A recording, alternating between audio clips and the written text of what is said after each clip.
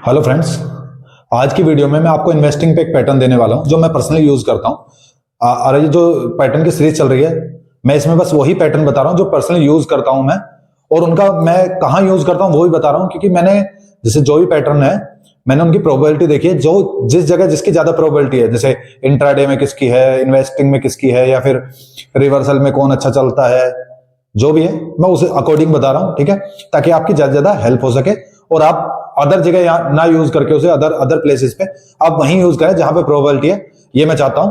तो चलिए वीडियो पे आते हैं और अपने टॉपिक पे आते हैं, और मैं बताता हूं कि आज की वीडियो में क्या बताने वाला हूं। ठीक है, तो जो ये चार्ट पैटर्न पे वीडियो है,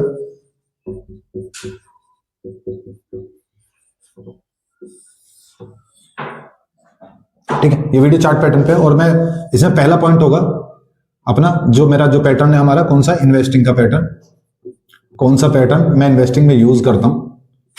ठीक है, सेकंड पॉइंट है वो फॉर्म कैसे होता है। ये इंपॉर्टेंट पार्ट मैं हर वीडियो में बताता हूं, ये बहुत इंपॉर्टेंट होता है क्योंकि इसमें हमें पता चलता है कि बायर कहां है, सेलर कहां है। ठीक है, बायर सेलर जानना बहुत जरूरी है किसी भी सेटअप में या किसी भी कैंडलस्टिक में। मैं आपसे बोल रहा हूं, हर वीडियो में ये बात बोलता हूं, क्योंकि इससे ही आपको ना प्रोबेबिलिटी और आपके जो लॉसेस एसल जो लगते हैं, आप ये नहीं जानते, इसकी वजह से सबसे ज्यादा लॉसेस होते हैं।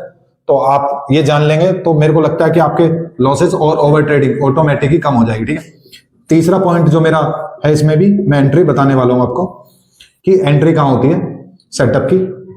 ठीक है, ये एंट्री, क्योंकि परफेक्ट एंट्री किसी भी सेटअप में परफेक्ट एंट्री होना बहुत जरूरी है। जो परफेक्ट एंट्री नहीं होगी तो हमारे पहले लॉसेस हो जाएंगे, मतलब एसएल लग जाएंगे, और जिस दिन मूव आएगा उस दिन हम एंट्री में ही नहीं होंगे, उस दिन हम एंट्री नो एंट्री, मतलब उस दिन हमारी कोई एंट्री नहीं होगी। तो ये इंपॉर्टेंट पॉइंट है, तो इसलिए एंट्री जानना जरूरी है। ठीक है, और जो फोर्थ पॉइंट है मैं आपको इसमें बताने वाला हूं कि टारगेट, क्योंकि कोई भी हम जो भी हम सेटअप यूज कर रहे हैं तो उसका हमें टारगेट सब सही से पता होना चाहिए, क्योंकि हमें कहां तक वेट करना है और कहां जाके ट्रेल करना है ये समझना होगा। ठीक है, तो टारगेट, और पांचवा पॉइंट फेल। ये भी किसी सेटअप के लिए इंपॉर्टेंट पार्ट होता है कि कहां फेल हो रहा है, कि कब हमें वो ट्रेड करना बंद कर देना है, कब ये समझ लेना है ट्रेड करना बंद कर देना है, कब हमें क्लियर हो जाएगा कि अब ये सेटअप पे हमें वर्क नहीं करना, अब ये किसी और स्टॉक में या किसी अदर इंडेक्स में या किसी में भी हम अदर जाना चाहिए, क्योंकि अभी हमारे लिए अच्छा नहीं है। ठीक, तो पहले पॉइंट पे आते हैं। तो आप जो इन्वेस्टिंग में मैं आपको बताने वाला हूँ, इन्वेस्टिंग का पैटर्न कोई मैं यूज करता हूँ। इन्वेस्टिंग मतलब लॉन्ग टर्म के लिए, इन्वेस्टिंग का मतलब समझना लॉन्ग टर्म के लिए। जो आपको लॉन्ग टर्म के लिए कोई होल्डिंग्स रखनी है, स्टॉक्स बनाने हैं, किसी भी मतलब ट्रेडिंग आप करते हैं वो अलग चीज है, ट्रेडिंग करते हैं, पर ये इन्वेस्टिंग वो बहुत जरूरी है, क्योंकि जो आपने ट्रेडिंग में पैसा कमाया, ट्रेडिंग में जो पैसा कमाया है आपको वो इन्वेस्ट कर देना चाहिए, साथ के साथ उसे इन्वेस्ट करो। और मैं इसमें एक और चीज करता हूं, मैं आपको बता रहा हूं कि मैं जो इन्वेस्ट करता हूं इसे मैं प्लेज कर देता हूं अमाउंट को। इससे क्या होता है, जो यहां पे मुझे इन्वेस्ट में 10 से 20% मिलेगा वो अलग है, और फिर जब मैं इस अमाउंट से ही जो मैं प्रॉफिट करूंगा, मतलब इस अमाउंट से जो भी रिटर्न मिलेगा 40% या 50% वो एक्स्ट्रा, यानी देखो ये कितना मेरा रिटर्न हो जाएगा, और बहुत अच्छे चांसेस है, बहुत अच्छा प्रॉफिट निकलेगा। तो ये मैं आपको बता रहा हूं, मैं इस तरीके से करता हूं। जो ट्रेडिंग से पैसा बनता है उसे इन्वेस्ट कर देता हूं, फिर इन्वेस्ट करके उसे प्लेस करता हूं। ऐसा नहीं कि ट्रेडिंग से जो प्रॉफिट बना या ट्रेडिंग से जो पैसा आया उसे मैं डायरेक्ट यूज करता हूं, क्योंकि खत्म होने के चांसेस ज्यादा है। तो मैं क्या करता हूं, उसे प्लेज कर देता हूं, मतलब उसे इन्वेस्ट करके फिर प्लेज करके फिर मैं उसे दोबारा से यूज करता हूं ट्रेडिंग में। ठीक है, ताकि अपना पैसा जो है, जो हमारे अकाउंट में पड़ा रहता है ना पैसा, मैं आपको यहाँ पे एक पॉइंट बता रहा हूँ, जो हमारे अकाउंट में पड़ा रहेगा ना पैसा, सारा जो भी पैसा है हमने प्रॉफिट किया है उस पर हमें कुछ नहीं मिल रहा। ठीक है, वो वेस्ट पड़ा है, उस पर हमें कोई मनी बैक, या फिर मनी बैक कहो, या फिर कोई इंटरेस्ट नहीं मिल रहा। ठीक है, इससे बढ़िया उसे इन्वेस्ट कर दो, आप उसे इन्वेस्ट कर देंगे आप जो, ठीक है, जो से आप इन्वेस्ट कर देंगे तो उस पर आपका जो अकाउंट में सारा पैसा पड़ा है वो ऑलरेडी आपको मतलब पैसा दे रहा है, वो आपको वहां पे भी मतलब आपको इंटरेस्ट मिल रहा है जो अमाउंट आपके पैर है। फिर उसे जब आप प्लेज कर देंगे, प्लेज कर दिया तो उसमें से अराउंड 90% डिपेंड करता है स्टॉक टू स्टॉक, या फिर कहाँ आपने इन्वेस्ट किया ETF जिसमें भी, तो अराउंड 90% आपको वो प्लेज करने के बाद वापस दे देते हैं। तो जैसे कि आपने 1,00,000 रुपए कमाए, ठीक है, 90,000 आपको वापस मिल जाएंगे ट्रेडिंग पे, और जिस पे कोई चार्ज नहीं लगता। समझ रहे हैं आप, जिस पे कोई चार्ज नहीं लगता, ठीक है। और ये आपको प्लेज पे कुछ समझना है तो आप कमेंट में डाल दीजिएगा, प्लेज करके मैं पूरा डिटेल में बता दूंगा आपको, ठीक है। तो 90% जो है आप फिर उसे ट्रेडिंग में यूज कर सकते हैं, तो उस पर अलग प्रॉफिट है, जो आपका अकाउंट में पड़ा रहेगा वो वेस्ट है, तो उस पर इंटरेस्ट मिल रहा है। तो ये बात आप समझ लीजिएगा, ये इंपॉर्टेंट पॉइंट है, मैं अलग से बता रहा हूँ टॉपिक से थोड़ा, ठीक है। तो अब चलिए अपने टॉपिक पे वापस आते हैं।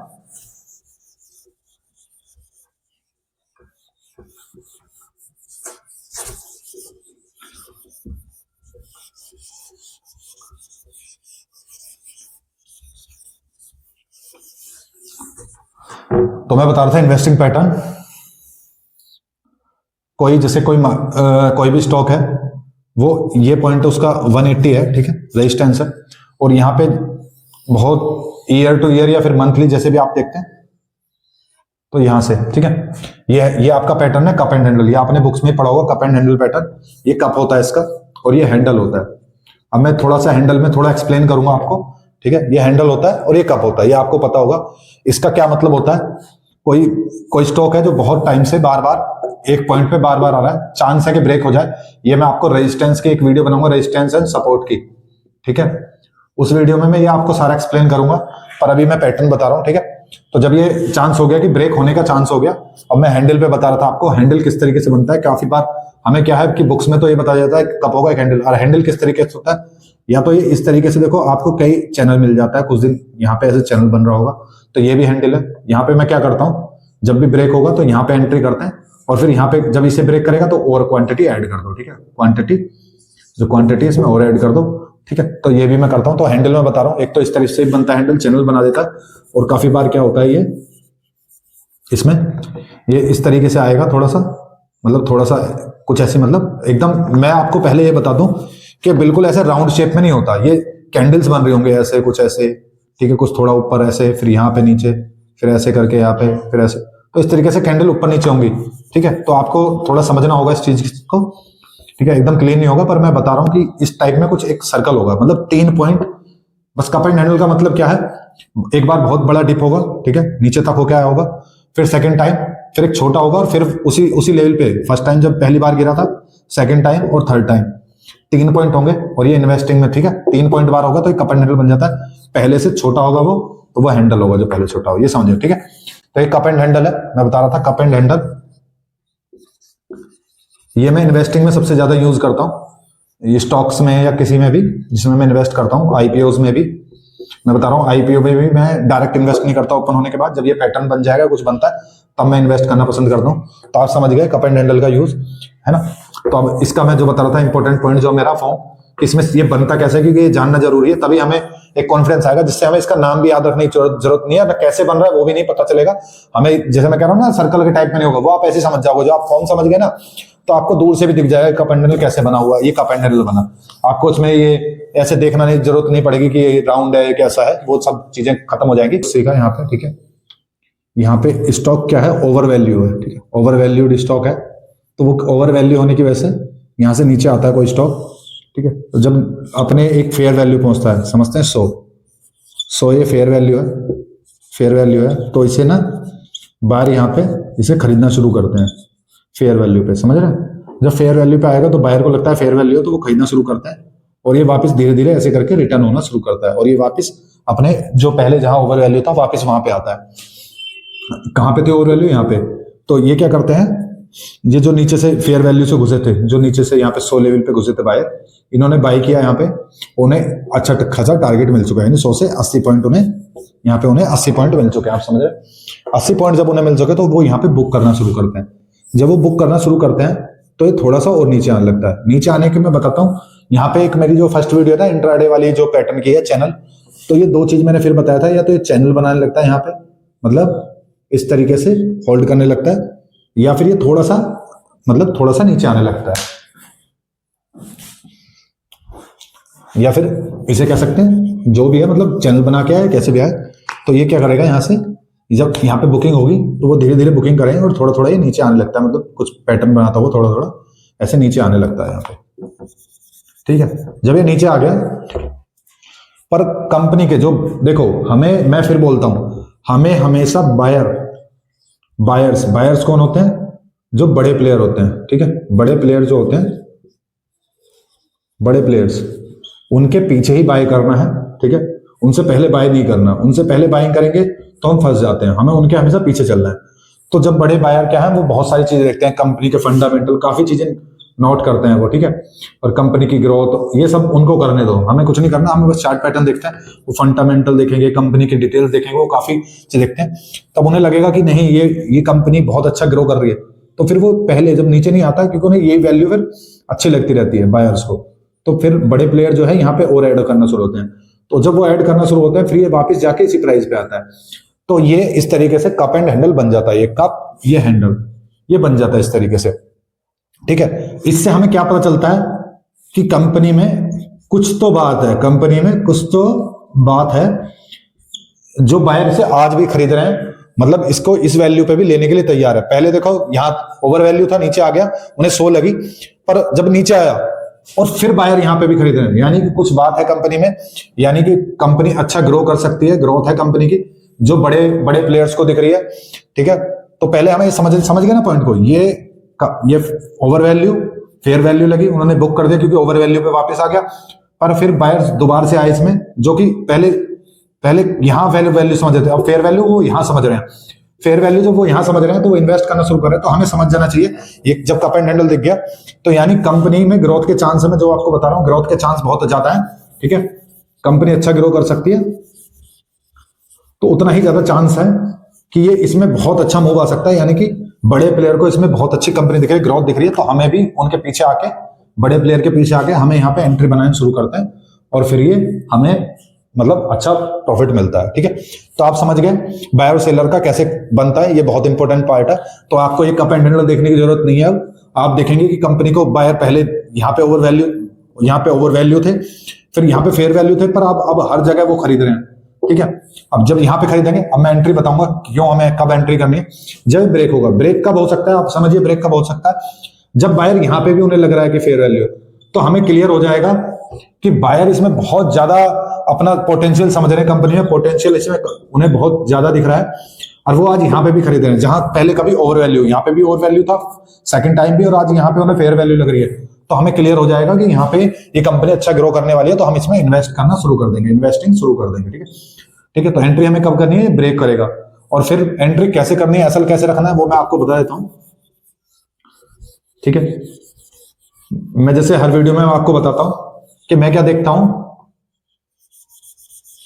मैं देखता हूं स्ट्रॉन्ग बाइंग यानी स्ट्रॉन्ग कैंडल, जब ये स्ट्रॉन्ग कैंडल से ब्रेक होगा तो, और मैंने आपको बताया है कि स्ट्रॉन्ग कैंडल क्या होती है, ये मैंने 1-2 वीडियो बनाई हुई है, फिर बता रहा हूं मैं आपको। एक तो ब्रेकआउट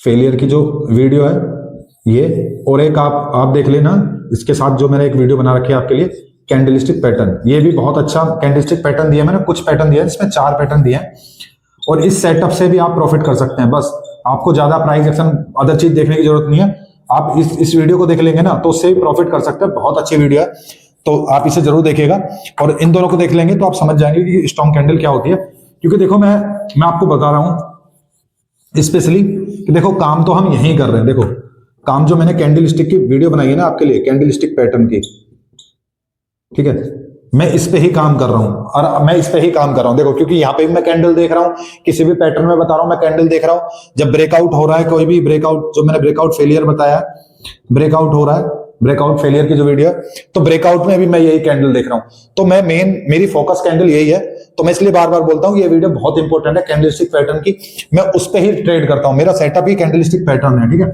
जो मैंने पैटर्न बताए वही है, और कोई अदर पैटर्न नहीं है, तो आपको समझना होगा, ठीक है। तो ये वीडियो देख लीजिएगा, ठीक है। और साइकोलॉजी पे मैंने बहुत अच्छी वीडियो बना रखी है, एक लॉन्ग वीडियो है, और एक स्टार्टिंग में वीडियो बनाई थी, शॉर्ट वीडियो थी, वो शॉर्ट मतलब कि वो 5 मिनट की वीडियो है, 5 मिनट उसमें लिखा हुआ है, 5 मिनट में आपकी साइकोलॉजी स्ट्रांग हो जाएगी, और एक मैंने 17 मिनट की वीडियो बनाई है साइकोलॉजी पे, आप इन दोनों वीडियो को देख लोगे ना तो मेरे को नहीं लगता कि आपको कभी साइकोलॉजी में प्रॉब्लम आ रही है, तो इसलिए मेरी प्रीवियस वीडियो बहुत इंपॉर्टेंट है, वो जरूर देख लीजिएगा। आज पहली बार आए हैं आप, पहली बार वीडियो देख रहे हैं, तो वीडियो बहुत देख लीजिएगा जो आपको साइकोलॉजी में। चलो टॉपिक पे आते हैं, और जब ये ब्रेकआउट हुआ यहाँ पे, तो मैं क्या करता हूँ, स्ट्रॉन्ग कैंडल जो होती है इसके नीचे एसएल रखता हूँ, और इसके ऊपर जब ये ब्रेकआउट हो गया, ये क्लोजिंग हो गई, तो मैं इसके ऊपर एंट्री करना शुरू करूंगा जैसे से ब्रेक करेगा, ठीक है, जैसे से ब्रेक करेगा स्ट्रॉन्ग कैंडल को मैं एंट्री करना शुरू करता हूँ इसके नीचे एसएल। और मैं बता रहा हूँ आपको कि मैं एसएल छोटे रखता हूँ, मैंने हर वीडियो में बताया कि एसएल में एसएल स्मॉल रखता हूं, मैं मल्टीपल टाइम एसएल लेना पसंद करता हूं, मल्टीपल टाइम एसएल लेना पसंद करता हूं, पर मैं एक लॉन्ग एसएल नहीं रखता। मतलब मैं यहां नहीं रखूंगा कप ये हैंडल है इसके नीचे रखूंगा, मैं यहां लूंगा। मेरे 2 बार एसएल लगेंगे चलेगा, मेरे 3 बार एसएल लगेंगे चलेगा, क्योंकि जब ये मैं उसमें फेल है बताऊंगा ये सारी बात क्यों नहीं रखता हूं मैं बड़े। पर आप समझिए मैं छोटे एसएल लेता हूं और टारगेट बड़े रखता हूं, क्योंकि यहां से मुझे रिस्क रिवॉर्ड अच्छा मिलने वाला है, ठीक है। और वो मैं बताता हूं आपको अब टारगेट में ही कि रिस्क रिवॉर्ड कितना मिलने वाला है, समझिएगा आप। जब यहां से ब्रेक होगा तो जो कप है, कप जहां से कप बना है उसको मार्क कर लीजिए और उसके बराबर टारगेट रखिए। आपको हैंडल के बराबर नहीं रखना टारगेट, आपको कप के बराबर टारगेट रखना। जो कप जहां से आया ना स्टार्ट हुआ है उसका उतना ही, यहां से लेके जहां से मतलब वो बार बार पॉइंट पे आ रहा है, इस पॉइंट से इसको मार्क किया और उतना ही ऊपर ड्रॉ कर लिया, ये आपका टारगेट हो जाएगा, ठीक है। तो टारगेट ये हो जाएगा। अब आप समझिए रिस्क रिवॉर्ड कितना बढ़िया हो गया। ये माना मेरा 180 है तो यहाँ पे मैं समझ रहे हैं चलो 180 पे मैंने एंट्री ली, 180 भी ज्यादा है, मेरे को लग रहा है 182 पे एंट्री मिल जाएगी, नहीं 182 पे एसएल हो गया और 185 पे मेरी एंट्री हो गई, समझते हैं 185 से 100 यानी 80 पॉइंट का मुझे टारगेट मिल जाएगा, 80 पॉइंट का। तो आप समझिए मेरा मैं मैक्सिमम 4 से 5 रुपए का एसएल होने वाला है, और समझिए टारगेट कितने रुपए का है, 75 टू 80 पॉइंट का टारगेट। तो आपको दिख रहा है रिस्क रिवॉर्ड उसके हिसाब से कितना अच्छा हो जाता है। तो मैं छोटे छोटे एसएल लेता हूं क्योंकि मैं 5 से 6 एसएल मेरे लगेंगे, ठीक है। और मुझे कितने रुपए मिल रहे हैं, 80 रुपए, 4 से 5 रुपए के। तो यहाँ पे मुझे अराउंड 1:16 मुझे मिल जा रहा है प्रॉफिट। आपको समझ में आ रहा हो कितना अच्छा प्रॉफिट मिल रहा है, ठीक है। यहाँ पे मिल जा रहा है, इसलिए मैं छोटे एसएल रखता हूँ, क्योंकि और जो मेरे 5 से 6 एसएल भी लग गए तो समझिए 1:10 तो मेरे हाथ में रहना ही है। 6 मेरे एसएल भी लग जाए तब भी मुझे 1:10 मिलेगा। तो आप समझ रहे हैं मैं छोटे एसएल क्यों रखता हूँ। सबसे बड़ी गलती हमारी यही होती है, मैं जो आपको बता रहा हूँ ना, सबसे बड़ी गलती क्या होती है, ये मैंने भी पहले नहीं समझता था। मैंने बहुत टाइम दिया इस पे और एक्सपीरियंस से समझा कि यार बड़े टारगेट कैसे मिलेंगे। हम क्या करते हैं मैं आपको बताता हूँ, आप यहां तक रख लोगे, माना ये 1:150 है ये, ठीक है, 150 या 140 है ये, आपने रख लिया। सोचिए कितने रुपए का, 40 रुपए का या 30 रुपए का आपका एसएल हो गया, आप समझिए, ठीक है। और जो मार्केट फेल होना है, जब भी सेटअप फेल होना है, 30 रुपए तो जब भी जाने, और मैं यहाँ पे 5 रुपए देके निकल जाऊंगा। जो फेल होना है तो आप तो जब भी 40 रुपए देंगे, एक तो आपका इतना बड़ा लॉस हो जाएगा, ठीक है। और दूसरा आपको जो रिक्वायर्ड टारगेट है, बड़ा टारगेट है, वो नहीं मिल सकता। क्यों नहीं मिल सकता आपको समझ रहा होगा, क्योंकि मैं भी ये गलती करता था, 30 रुपए का एसएल रख लूंगा या 20 रुपए का भी एसएल रख लूंगा, आप समझिएगा। तो मुझे 200 पॉइंट चाहिए 1:10 के लिए भी, ठीक है। 1:10 के लिए मुझे 200 पॉइंट चाहिए, और 200 पॉइंट नहीं मिलने वाले क्योंकि 80 का टारगेट है। और ये मेरे को कभी बड़े टारगेट नहीं मिलते थे, क्योंकि उससे ज्यादा मेरे लॉस हो जाते थे इतने बड़े बड़े। और 1:10 तो मिलना ही नहीं मेरे को। कितना मिलना है 80 में 20 रुपए से 1:4, सिर्फ 1:4, ठीक है। तो बड़े टारगेट करने के लिए आपको एसएल समझने होंगे कि एसएल कैसे रखने हैं। जो आपको समझना है सब कुछ कि एसएल कैसे रखना है, किसी स्टॉक में कितना एसएल रखना है, मैं बार बार बोल रहा हूं कि छोटे एसएल रखो। और जो आपको बिल्कुल नहीं समझ में आ रहा है या किसी स्टॉक में नहीं समझ में आ रहा सर इसमें कितने का एसएल रखना चाहिए, आप कमेंट में बता दो मुझे कि स्टॉक का नाम बता दो या जो भी स्टॉक है आपका, या फिर आप ऐसे पूछ सकते हैं मतलब अपने तरीके से कि सर एसएल पे अलग से वीडियो बना दो। तो मैं एसएल पे अलग से वीडियो बना दूंगा कि कितना हमें लॉसेज रखने चाहिए, यानी कितना एसएल रखना चाहिए और कितने लॉसेज रखने चाहिए, अलग से बता दूंगा, वीडियो बना दूंगा पूरे इस पे, तो आप बता सकते हैं। तो मैं ये बता रहा था कि देखो बड़े टारगेट कैसे मिलने हैं। मैं भी बड़े एसएल रख के फिर बड़े टारगेट के लिए प्लान करता था, कभी नहीं मिलने वाला। एसएल यही रखने पड़ेंगे मुझे, ये डिसाइड करने पड़ेंगे। तो आप समझ गए कि बड़े टारगेट कैसे पकड़े जाते हैं और छोटे एसएल से बड़े टारगेट कैसे लिए जाते हैं, आप समझ गए। तो अब मैं नेक्स्ट पॉइंट है हमारा फेल। ये फेल कैसे हो जाता है सेटअप, तो मैं बता रहा हूं आपको।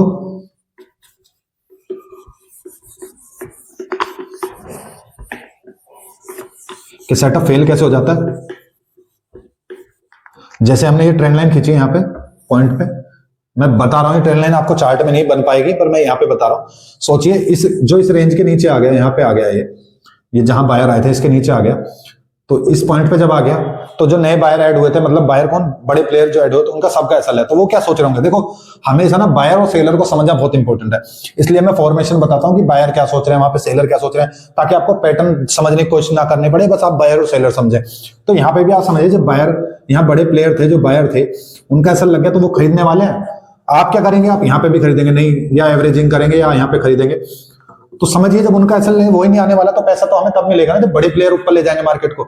हम में इतनी पावर नहीं है कि हम ऊपर ले जा पाए। तो हमें समझना होगा कि हमें बड़े प्लेयर के पीछे रहना है, ना कि उनसे पहले बाय कर लेंगे ऊपर जाएगा, नहीं हो सकता। क्योंकि हमें, मैं आपको बताता हूँ, ट्रेडिंग हो या इन्वेस्टिंग, हमें ना बीच के पॉइंट खाने हैं, जहां बायर बड़े प्लेयर ने एंट्री करी है और जहां सेल किया है। हम ना इनका इनका वो पकड़ सकते हैं कि ये जहां तक ये बुक करेंगे, हम नहीं, हमें हमें बीच में अपना टारगेट लेके निकलना है बस। ठीक है, ये आपको समझना होगा ना। उनका तुम जहां बड़े प्लेयर बाय कर रहे हैं ना उनको पकड़ सकते हैं, जहां वो सेल कर रहे हैं ना वो पकड़ सकते हैं, बस हमें बीच के पॉइंट खाने, ये मैं इंपॉर्टेंट बता रहा हूँ। ठीक है, जो ये ना हमें अपना टारगेट लेके निकल जाना है, फिर चाहे ऊपर जाएगा। देखो हम ट्रैप यहीं होते हैं, मैं फिर ये पॉइंट इंपॉर्टेंट है इसलिए बता रहा हूँ इस वीडियो में, क्योंकि वीडियो तो लॉन्ग हो गया। पर आप समझिए कि ये बायर, हमें दिख रहा है हमारा टारगेट 80 पे कंप्लीट हो गया, हम क्या करते हैं, तो ऊपर जा रहा है, तो यहां से या तो आप ट्रेलिंग, फास्ट ट्रेलिंग कर दो कि आपको 85 भी मिले, 82 भी मिले, बहुत है रिटर्न आके। ठीक है, पर जो ये आप क्या करते हैं, नहीं ये तो बहुत अच्छा जा रहा है, बिगर एसएल के वैसे ट्रेल कर रहे हैं, सीधा बैठे हुए हैं, तो ये क्या है, यहाँ पे ट्रैप हो जाते हैं, क्योंकि हमें नहीं पता सेलर कहाँ निकलने वाले हैं, बड़े प्लेयर कहाँ निकलने वाले हैं, और वो फिर वहां से इतना तेज रिटर्न होता है, जो हमें प्रॉफिट मिल जाता है वो भी निकल जाता है, और फिर हमारी साइकोलॉजी ज्यादा बेकार हो जाती है। साइकोलॉजी क्यों बेकार हो जाती है, क्योंकि हमें पहले 80 मिल रहे थे, फिर हम सोचेंगे कि यार कम मिल रहा है। ठीक है, तो ये पॉइंट है, ये मैं बता रहा हूं, चाहे मैं अलग से वीडियो में बता दूंगा इसे। ठीक है, तो इस पॉइंट को छोड़ते हैं, अपने पे आते हैं। ठीक है, तो फेल कहां हो जाएगा, जब इसके नीचे आ गया, बायर ने बाइंग करना बंद कर दिया, और बायर ने बाइंग करना बंद कर दिया, तो हम फंस सकते हैं। तो मैं इसके बाद इस स्टॉक को छोड़ देता हूं, आप इस स्टॉक को बंद कीजिए, जो भी स्टॉक है जिसमें आप कर रहे थे। जैसे इसके नीचे आया जहां बायर का प्लेस था, आप समझना होगा फेल हो चुका है, मुझे ये स्टॉक नहीं देखना, नेक्स्ट स्टॉक ढूंढने शुरू करने और उनमें प्लान करना है, किसी में कप हैंडल बनो, उनमें प्लान करो, इसे छोड़ दूंगा मैं। तो ये इंपॉर्टेंट इसलिए क्योंकि बायर नहीं कर रहे तो हम क्यों फायदा, हमारा कैपिटल फंसेगा या हमारा टाइम वेस्ट हो रहा है। टाइम हमारा इंपॉर्टेंट है और कैपिटल। ठीक है, कैपिटल फंसा के बहुत टाइम तक बैठना बेकार है। एवरेजिंग भी करना बंद कीजिए, एवरेजिंग करते रहते हैं, यहाँ पे कोई बायर नहीं आ रहा, मतलब बड़े प्लेयर नहीं आ रहे, और हम यहाँ पे फंसते जा रहे हैं और हमारा पैसा फंस जाएगा। क्यों पैसा फंस गया, क्योंकि जब तक ऊपर नहीं आया हमारा पैसा फंसा हुआ है, हम एवरेज करके बैठे हैं, हमारा कैपिटल भी खत्म हो गया एवरेजिंग में, और हम फंसे हुए हैं, और ये ऊपर भी नहीं जाएगा, तो हमारा टाइम भी गया। इस टाइम में हम इस पैसे को जो यहाँ एवरेजिंग ना करके अपना ऐसा लेके निकल के और दूसरे किसी पैटर्न में घुस जाते हैं, मतलब दूसरे किसी सेटअप में घुस जाते हैं, वहां हम प्रॉफिट बुक करेंगे, और फिर दोबारा से जब इसमें पैटर्न तैयार होता है फिर इसमें आता है, तो सोचिए हमें कितना अच्छा प्रॉफिट है। पर हमने कैपिटल फंसा दी ना, हमारा आगे का प्रॉफिट भी खत्म हो चुका है ना, यहाँ कुछ मिलने वाला है, तो बेकार है। तो इसलिए मैं एसएल लेना पसंद ज्यादा करता हूं, मैं बड़े एसएल नहीं, छोटे एसएल करके निकलना पसंद करता हूं, कहीं और देखूंगा, ये समझ रहा है। और फेलियर इंपॉर्टेंट यही है कि जहां मेरे को दिखा ये फेल हो गया तो स्टॉक बंद कर देता हूं, दूसरा स्टॉक ढूंढता हूं। मैं अपना टाइम पूरा इस पे नहीं लगाने वाला, ना अपनी कैपिटल यहाँ पे लगाने वाला हूं। तो इंपॉर्टेंट पॉइंट है, तो मैं इसलिए कहता हूं कि वीडियो को ना डिटेलिंग में आप देखिएगा, क्योंकि हर एक पॉइंट इंपॉर्टेंट है, और उसके बाद बीच में जो मैं बातें बता रहा हूं वो बहुत ज्यादा इंपॉर्टेंट है। तो इस वीडियो को जरूर शेयर कर दीजिएगा जिस फ्रेंड को जो इन्वेस्टिंग करते हैं उनके लिए बहुत इंपॉर्टेंट वीडियो होने वाला है। और वीडियो को लाइक कीजिए और चैनल को सब्सक्राइब कर दीजिए, क्योंकि जो भी मैं शेयर कर रहा हूं हर इंपॉर्टेंट, क्योंकि बस कप एंड हैंडल नहीं बता रहा कि ये यहाँ पे एंट्री कर लो अदर वीडियोस की जगह, या फिर बुक्स में जो लिखा हुआ मैं नहीं बता रहा, क्योंकि मैं उसमें अपनी साइकोलॉजी बता रहा हूँ, अपने पॉइंट बता रहा हूँ, और जो पॉइंट डिटेलिंग बता रहा हूँ, जो एक्सपीरियंस शेयर कर रहा हूँ वो बहुत इंपॉर्टेंट होने वाला है। बहुत मेहनत की है इस पे, तो आपको समझना होगा, बहुत टाइम दिया है, तो आपको समझना होगा जो आपको सीखना है। तो मेरी हर एक वीडियो को पूरा देखिए, या मेरी या किसी भी आप किसी को भी फॉलो कर रहे हैं उसकी पूरी वीडियो देखिए, क्योंकि जो वो एक्सपीरियंस शेयर करते हैं वो वीडियो के बीच में आता है, वो ऐसे नहीं कि पहले बता देंगे, क्योंकि हमें भी नहीं पता होता, जब हमें वो पॉइंट दिखता है तो मैं बता देता हूँ या वो भी बता देता हूँ। समझ रहे हैं आप फ्रेंड्स, तो वीडियो को लाइक कर दीजिए, चैनल को सब्सक्राइब कर दीजिए। Thank you friends.